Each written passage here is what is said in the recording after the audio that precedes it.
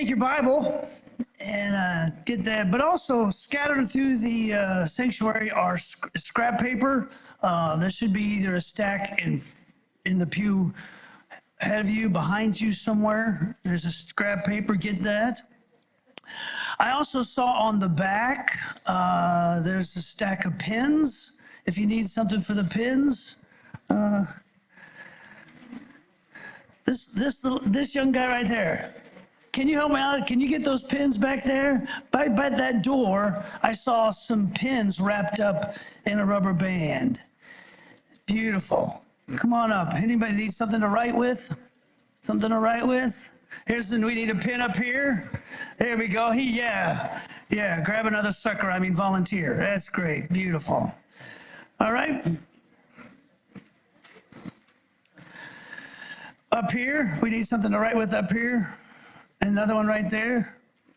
Right there. Beautiful. Right there, right up here. Come up here. Here's right here in the orange. Keep coming.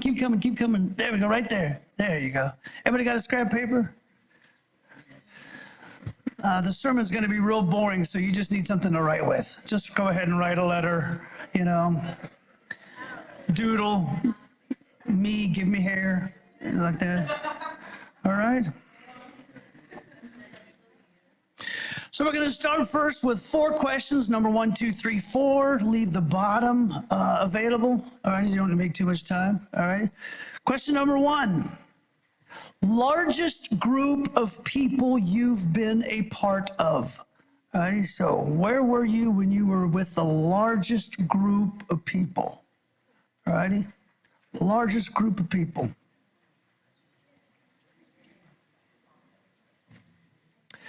Nice to have my family here today. I got my wife, I got my son, I got a daughter-in-law, Nathaniel and Jackie. Hey, nice to have you guys. Awesome. Nice to have them here. My wife is here because she took the day off because she is so into football, she wanted to be off for the Super Bowl. That's a lie. Question number 2.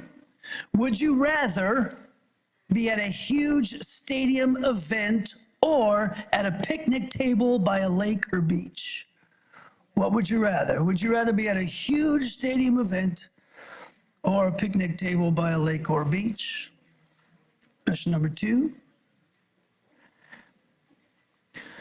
Question number 3.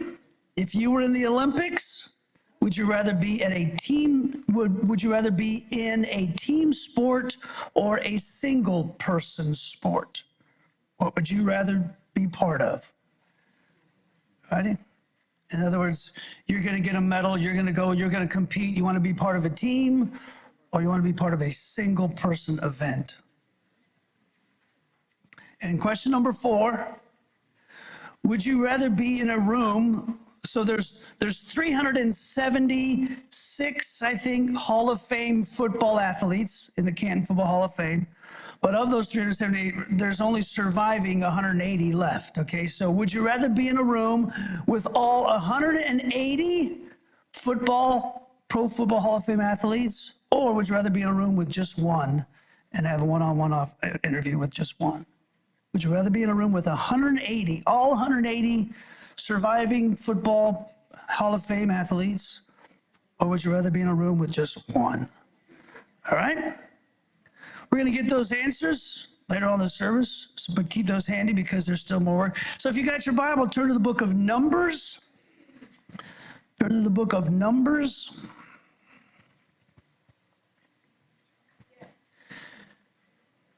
Book of Numbers. Chapter 1. Numbers. Chapter 1. Everybody there? 2 of you are. Beautiful. The Lord spoke to Moses in the tent of meeting in the desert of Sinai on the first day of the second month, the second year after the Israelites came out of Egypt. He said, take a census of the whole Israelite community by their clans and families. List every man by name, one by one. Same chapter, verse 44. Same chapter, verse 44. So these were the men counted by Moses and Aaron and the 12 leaders of Israel, each one representing his family. All the Israelites 20 years old or more who were able to serve in Israel's army were counted, and the total number was 603,550. Today we're going to talk about numbers. There's a big game going on today. I'm not sure if you know or not, in Las Vegas. It's the Cement Convention going on in Vegas today. So there's going to be some competitions going on at the Cement Convention. I'm sure you were not aware of that, were you? Allegiant Stadium, 70,000 will gather for the game, each one paying an average of $6,000 for their ticket. Can you imagine? Super Bowl, $6,000 average. Estimated viewing audience for today's game, 180 million people. It's going to be broadcast in over 230 countries. It will be broadcast in over 34 languages. We will spend over $50 million on snack food today. Papa John's Pizza expects to sell 950,000 pizzas today for the game. It will take 222,792 football fields to cover all of the potatoes for chips that will be eaten today. 222,000 football fields it would take to cover all the potato chips. Guacamole dip. One football field, 11.8 feet deep of guacamole will be used for the game today. 1 billion chicken wings, 7 million, the number of people that will not show up for work tomorrow. 7 million. Average amount spent on Super Bowl, $59 per person, all righty? Las Vegas is expected to earn $700 million because they're hosting Las Vegas, all righty? $7 million is the cost of a 30-second commercial for tonight's game. $7 million. The first game was in 1967. The companies that advertised in the first game, it wasn't even called the Super Bowl. It was just called the championship. They didn't call it the Super Bowl for like 3 more years afterwards. First Super Bowl, 30-second commercial, $42,000 for 30-second commercial. Today, $7 million, which averages out to $230,000 per second for those commercials. Amazing. Amazing. 41% of people will watch the Super Bowl ads again online. Super Bowl party plans 41 days in advance. 34.9 million homes will host a party. 61.2 million people will attend. 5% of the population will watch the game alone. And 40% of the people watching aren't even football fans. I'm a football fan, but I only watch the game for the commercials. I just want to see good commercials, right? That's all I want to see. I'm sure there's going to be some tearjerkers in there make me cry, but I really want to laugh. I just want to laugh for Super Bowl commercials. Super Bowl is all about numbers. I got a whole list of things that people are going to bet on. How about this? These are just prop bets. These are just prop bets.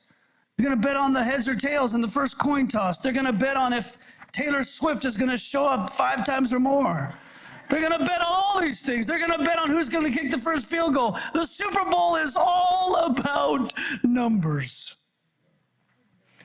Today, I thought we could talk about numbers. Is that all right? Our focus is not on big numbers, but on simple numbers. Simple numbers. The Bible has some great numbers listed. All righty? Where'd my page go?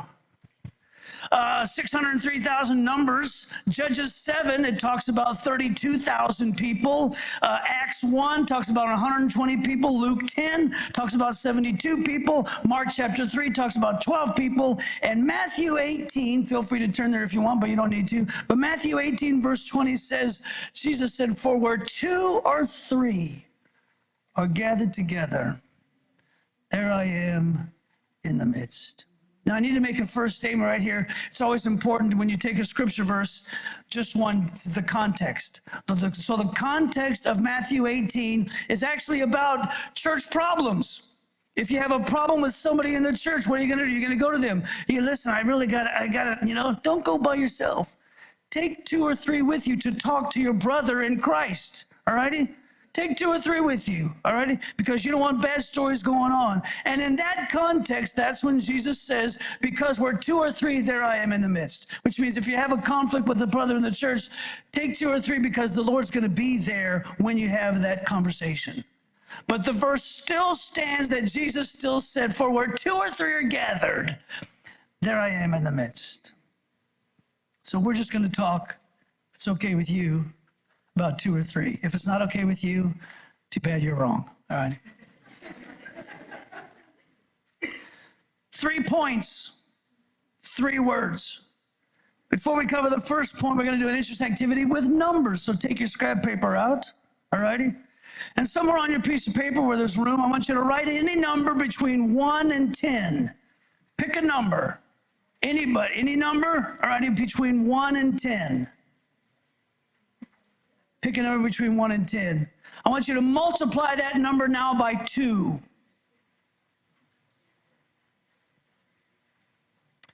If you need a calculator for this activity, we got to talk. Now to this new number, add 8.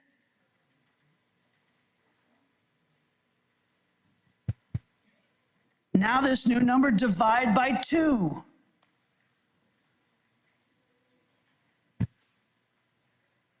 Now I want you to subtract the original number you started with.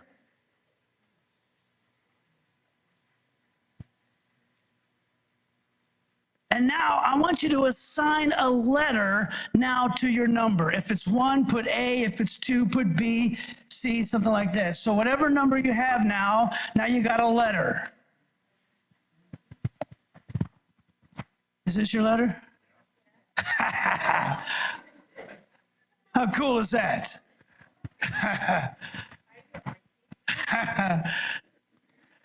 Did you get a G? Security, right here. Rick, you want to take her out, Rick? I think something's going on there. Something going on there. Listen, when it comes to church numbers, it can be tricky. We think the higher the number, the better. That's what we think. But Matthew 25 has a parable about the talents. One guy was given 5, one guy was given 2, one guy was given 1. And in that context, Jesus said, well done, good and faithful servant, not successful servant. All righty? The Greek word here, faithful, is pistos, P-I-S-T-O-S. It means trustworthy. Trustworthy. It's the English word where we get our word piston. How about that? Faithful. He just calls us to be faithful. Word number 1 is people. For where 2 or 3 people gather, Jesus is there. The best thing about church is people. The worst thing about church is people. What does Jesus need for his work on earth? People. Who is hindering the most his work on earth? People. Church pews and chairs were made for what? People. But what is not in church pews and pews this morning? People. Jesus said, I will be with people. Just takes 2 or 3. John chapter 2, a wedding turned into wine. Water turned into wine. Jesus was with people. John chapter 4, Samaritan woman at the well. Jesus was with people. John chapter 5, pool of Bethesda. Crippled man is trying to get into the water. Jesus was with people. John chapter 8, a woman caught in adultery. Jesus was with people. John chapter 12, Mary and Martha's house. Jesus hangs out with people. Nicodemus at night, he's with people. Streets of Jerusalem, Palm Sunday, Jesus is with people. Matthew 18, we read that Jesus shows up for a group of just 2 or 3. Jesus doesn't need 2 or 3 books, 2 or 3 sermons, 2 or 3 doctrines, 2 or 3 colleges, 2 or 3 Bible studies. He just needs 2 or 3.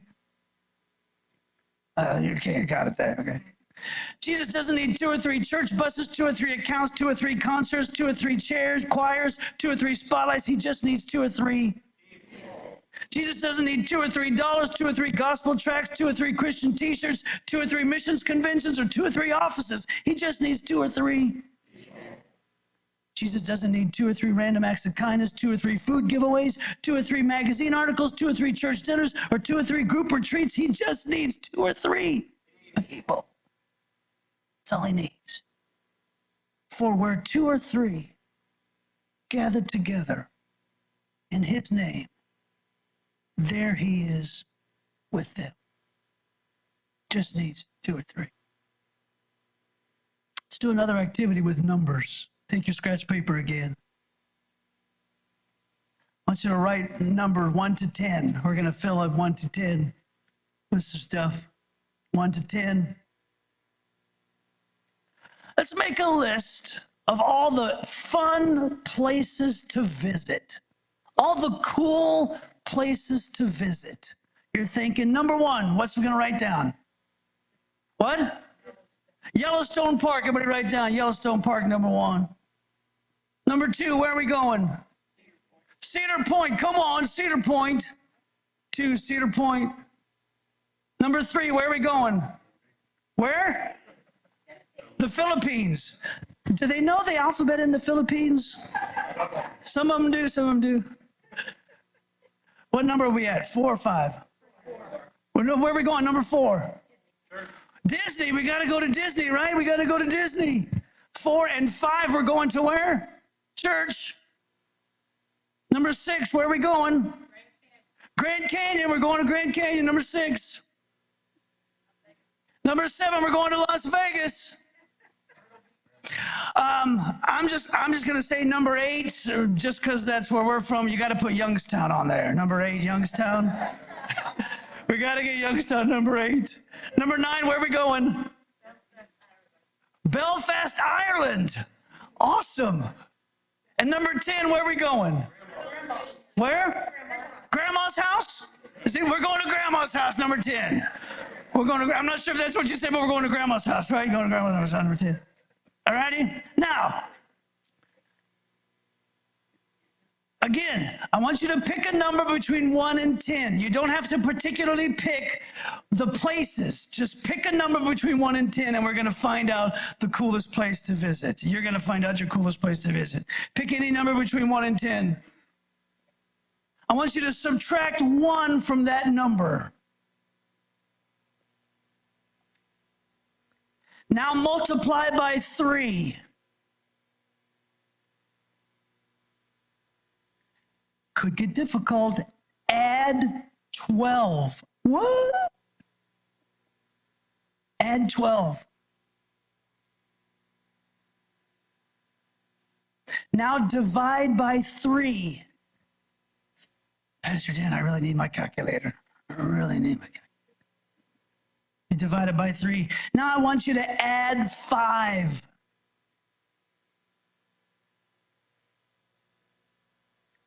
And now subtract the original number you started with.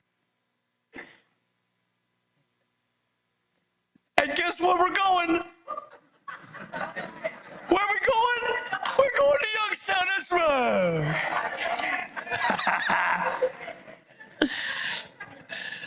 So if any of you want to do this for your people or group of party, here's the instructions right here. You come up to me, you take a picture of this.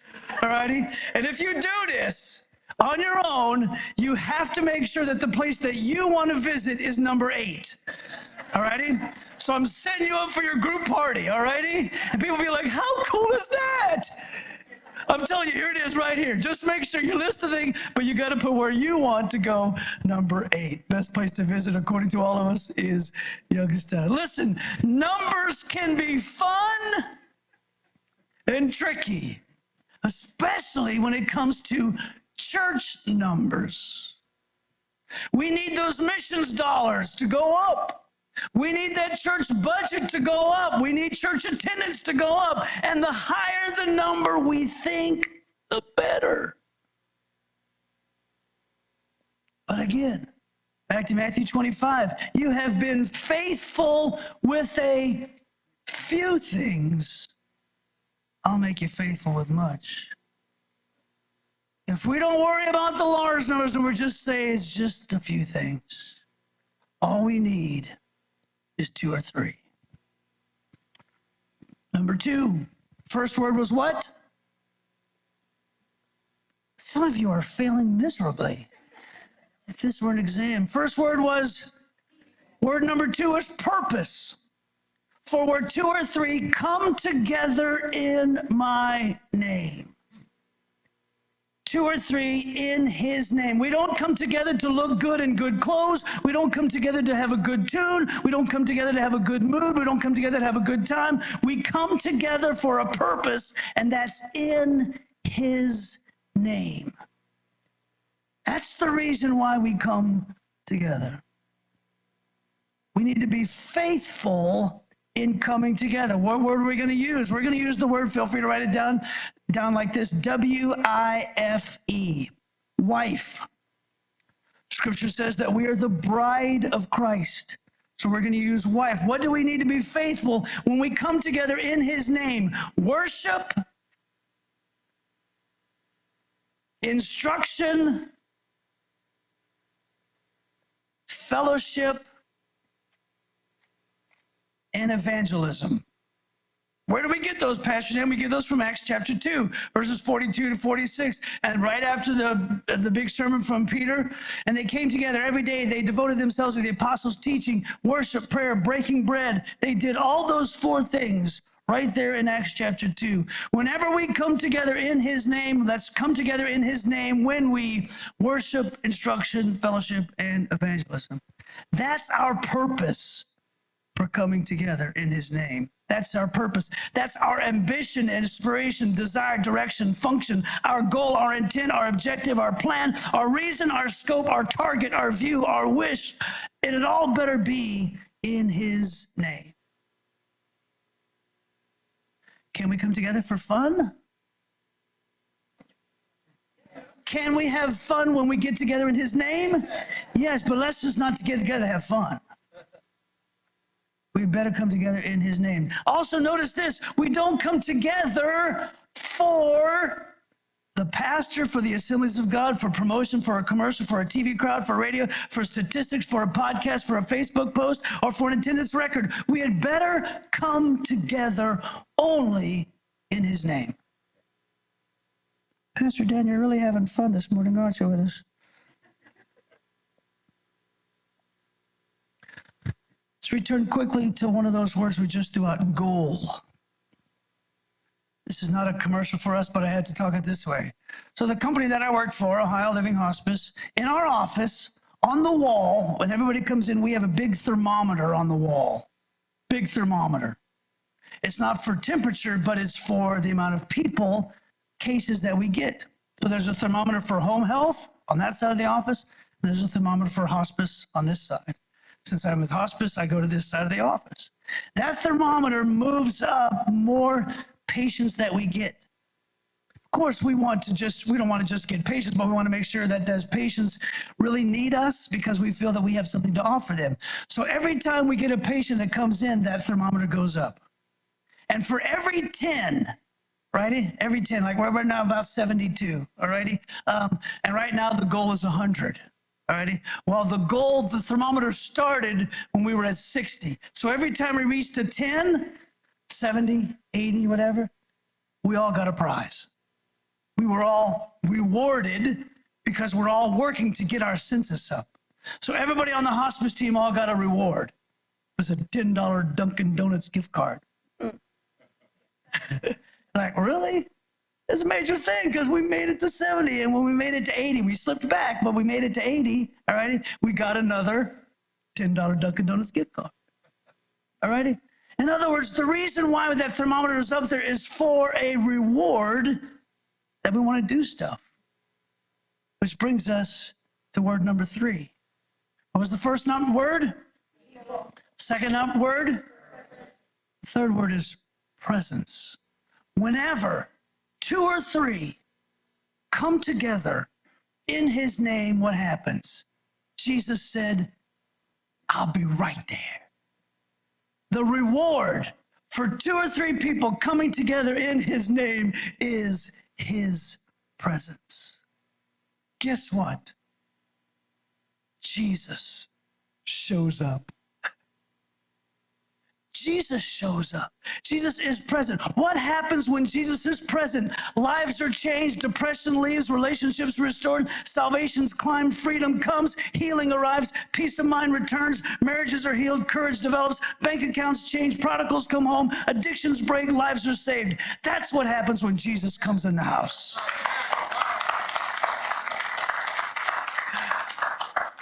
So when we get together, listen, I love hearing Scott and the band. I just gave you a title. Sorry. I love hearing them play, but let that be the reason why we come together, right? I'm sure when you shop for your new clothes during the week and you come together to show off your new threads, let that not be the reason why you come together. There's only one reason why we should come together, that's in his name. And when we come together in his name, Jesus shows up. He shows up. The King James Version says, I will be in their midst. The Greek word there, midst, fancy word, it just means middle, which means he's right in the middle of us. Right in the middle. NIV says it this way, I will be with them. Acts 4:13, they took note that those men had been with Jesus. I'll be with them. A while back, Nathaniel was still at the house. Our neighbor, he lives back, his name's Tubby. He drives a race car at Sheridan Speedway. Ever been to Sheridan Speedway? Sheridan Speedway dirt track, something like that. And you can hear Tubby start that engine up. He's probably, you can hear him on me down. Well, at some point, Tubby and his son Wayne, they said, hey, you want to come to a race? So me and Nathaniel, we got to go to the race. We took Papa. So we're all at the race. And afterwards, Tubby and Wayne said, hey, come find me and I'll get you into where all the pit pass is. Now, it's not like a NASCAR pit pass, but still, cool, because I'm such into cars.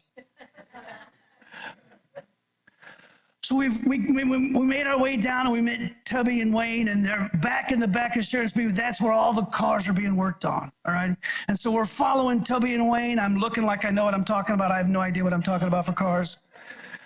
I know they got 4 wheels and a steering wheel. That's about it. But we're with Tubby and Wayne, the owner of the car. We get to a certain gate, and the guy says, you're not allowed to come in. And guess what Tubby said? They're with me. I got into the good place because of who I was with.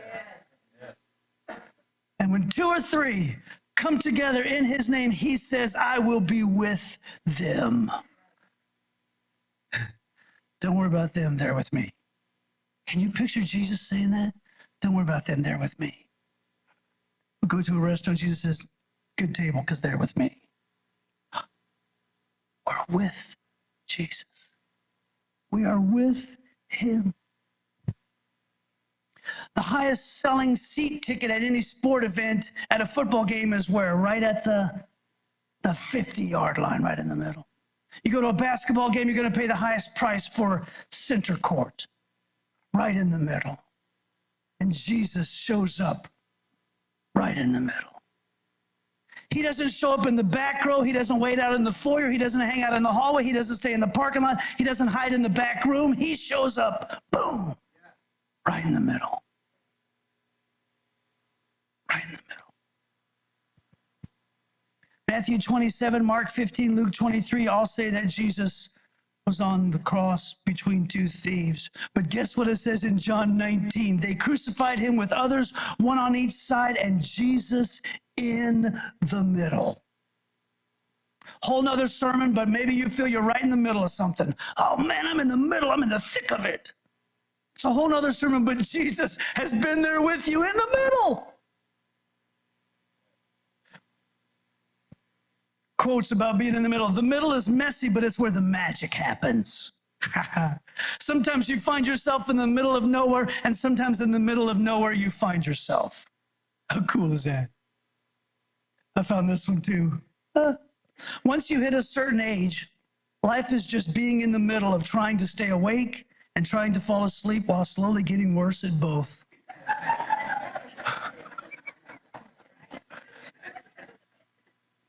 Some of us are right there in the middle. We're right there.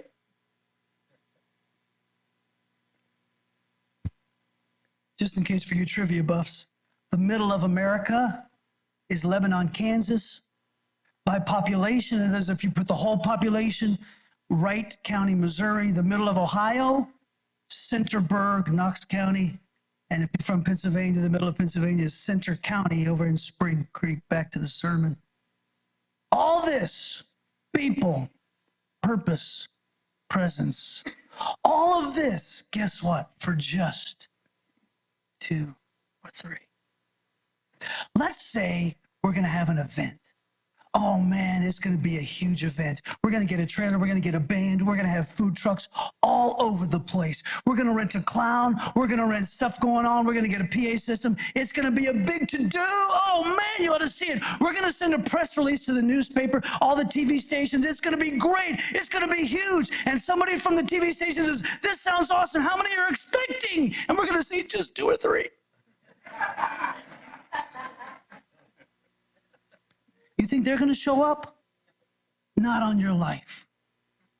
Let's say we're going to have a big event. We're going to do the same thing. It's going to be wonderful. We're going to bring in bleachers and everything, and we're going to have the TV stations all come, and they're going to come to this big event, and we're going to invite a political speaker to come. Would you come speak to us at our event? And the political person is going to say, how many people are you expecting? And we're going to say, just 2 or 3. That political person is going to say, ain't showing for just 2 or 3. But you have an event. Jesus, we just need you to show up because all we think we're having is 2 or 3. And he says, I'll be there. I'll be there. I'll be there. Notice there's no asterisk. There's no stipulation. Doesn't matter. Social class, rich, poor, white, black, Reuben, Earl, social ties, shorts, sandals, Cleveland Browns, Pittsburgh Steelers. It doesn't matter. Just takes 2 or 3 gathering together in his name. And he said, I'll be there. I'll be there. Pastor Dan, are you saying that numbers aren't important? Let's go back to Matthew 25. This guy that got 5, guy that got 2, guy that got 1. If you're familiar with the story, the guy who had 1 didn't do anything with it. He hid it. And Jesus said, take the guy that has 1, and who did he give the 1 to? What? The guy that had the most. To whom much is given, much is required. To him who has, even more will be given to him. Numbers are important. Numbers are important. Very important. Imagine how cool it would be if a visitor comes in and says, man, there must be something going on. That house is full, right? What if there are only 2 or 3 people in here? Yeah, God's presence is here, but that visitor come in there, hey man, what's going on here? There's only 2 or 3 people. Let's go to the church down the street. Are numbers important? Yes, they are. But for Jesus to show up, all it takes is 2 or 3 people gathered together in his name. He shows up. Let's go back to our 4 questions as we close. Just feel free to just get the answer. Question number 1 was what? Oh, what's the largest group of people? What's the largest group you've ever been in? Somebody? You were at a concert? About how many people? 100,000 people at the concert. Cool, huh? Isn't it cool to see all those people in there? And nowadays you take your phones out and you turn your light on your phone. There's something cool about that. Someone else, largest group of people you've been in. What's there? Browns game, huh? Was there 2 or 3 people? 70,000 at the Browns game. I hope they won. There you go, come on. Awesome. Someone else, largest group of people you've been at. High school graduation. Awesome, cool. And did they say your name? And did people go, yeah. Don't you love that? Question number 2. Would you rather be at a large stadium event or a picnic table at the beach? We got a beach, vote here. Someone else? Everybody's not on the beach? Picnic table at the beach. Picnic table at the beach. So we love the group, love the large numbers. But when it comes to my time, I just want to be by myself at a picnic table or a beach. Number 3 was the Olympics, is that right? Would you rather be part of an Olympic team sport or a single? What do we got? He's going team? Team? Anybody choose single?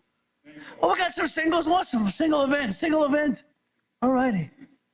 And question number 4, would you rather be in a room with 180 of the surviving Pro Football Hall of Fame athletes, or would you rather be in a room with just one and have a one-on-one interview? She's going with just one. Just give me one, huh? Wait, who would you want? No, just give me one athlete. Just give me one because I want to find out just one. But she's going with one? Who? There you go, huh? You just give me one-on-one with that guy. One-on-one. Just one. To be in the presence of just one. How cool is that? The year is 1985. I'm living in Pensacola, Florida. 1985, Pensacola, Florida. At the time, I was doing my internship for my graduation degree. I'm sorry, 87. Doing the internship. So I'm back at my church in Pensacola, Florida, and I'm doing the internship. At that time, our church didn't have a youth pastor, so I became, as a college student, the youth pastor of a 300-member church. I really didn't know what I was doing, but I faked it. I knew from my youth pastors that they visited whenever I had something going on, so I figured I better visit something for my kids. Well, I had a kid in my youth group, his name was Roger Lowe, and he played football for Titan High School out in North Pensacola. All righty? Not only was he a lineman, big, he beat you every time in arm wrestling. Not only was he was also on the weightlifting team, Pensacola, Florida. And he said, they didn't call me pastor, he just called me Danny. I don't know why. I've dropped the NY since then. Danny, you ought to come to one of our weightlifting meets. I'm like, got to. His parents at that time didn't come to the church. So I felt that his parents would see me as the church investing in their son and maybe they would come. So I went to his weightlifting meet. Pensacola, Escambia High School. We're at a weightlifting meet. All the other high schools in that area were also gathering at Escambia High School. Big guys. Most of them were football players. At that time, Roger, my student, he goes, see that guy right there? You know who that guy is right there? I said, Roger, I don't know anything. I don't know that guy. He goes, that guy's being scouted to play football already at University of Florida. I said, really, that guy right there? He goes, yeah, he's setting records all over. He goes, I want you to meet him.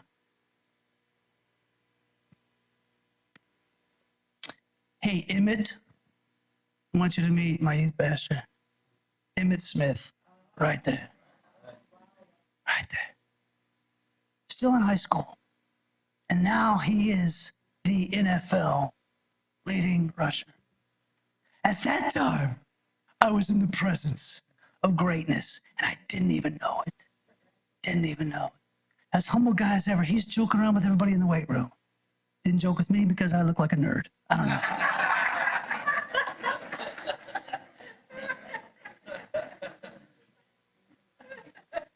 I'm saying, how cool it is to be in the presence of greatness.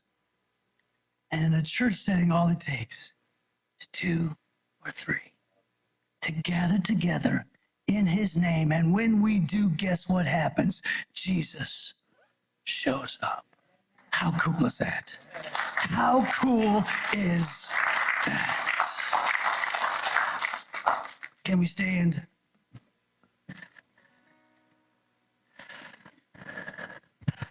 Father, this church, this flock is about ready to set on a journey with a new shepherd. And I'm pretty sure that shepherd is going to want there to be a strong presence in this sanctuary to change lives. And while numbers are going to be important, may he know, may this church know that all it takes is just 2 or 3 to gather together in your name. And when that happens, you will be here in the midst. That list that we had, Lord, may lives be changed when people gather together right here in your midst. Thank you for our time. Let's remain standing as Scott leads us in another song.